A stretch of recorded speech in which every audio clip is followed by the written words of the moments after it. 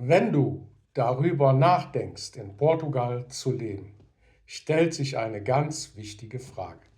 Wie viel Geld brauche ich im Monat wirklich?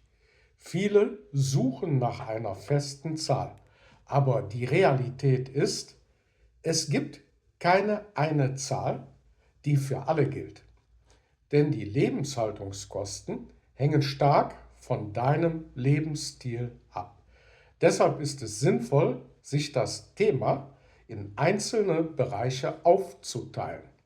So bekommst du ein realistisches Bild.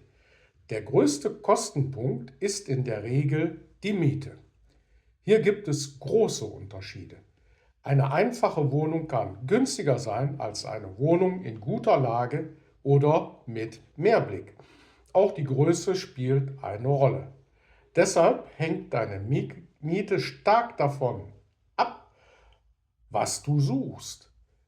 Der zweite Bereich sind die Nebenkosten. Dazu gehören Strom, Wasser und Internet. Diese Kosten sind regelmäßig und sollten immer mit eingeplant werden.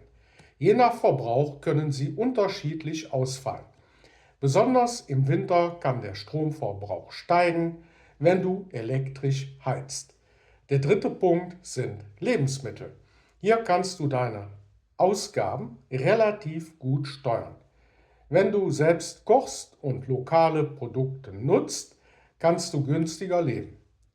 Wenn du häufig essen gehst oder viele importierte Produkte kaufst, steigen die Kosten entsprechend. Der vierte Bereich ist der Alltag. Dazu gehören Ausgaben für Freizeit, Restaurants, Transport und kleinere Einkäufe. Auch hier gibt es Unterschiede. Du kannst relativ sparsam leben oder einen höheren Lebensstandard haben. Das hängt von deinen Gewohnheiten ab. Ein wichtiger Punkt ist, dass viele am Anfang zu knapp kalkulieren. Gerade in den ersten Monaten entstehen oft zusätzliche Kosten. Zum Beispiel für Einrichtungen, Verträge oder unerwartete Ausgaben.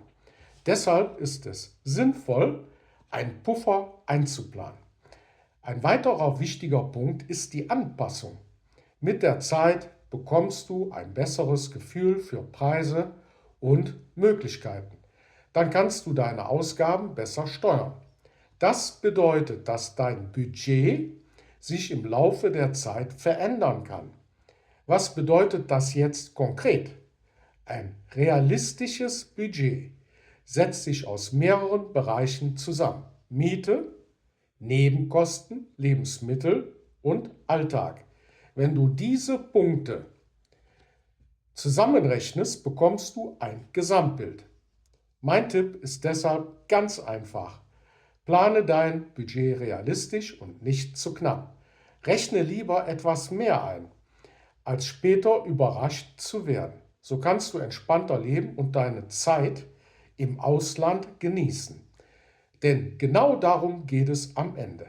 Ein Leben, das zu dir passt, auch finanziell. In den nächsten Videos schauen wir uns weitere Länder an und vergleichen Kosten und Leben im Ausland.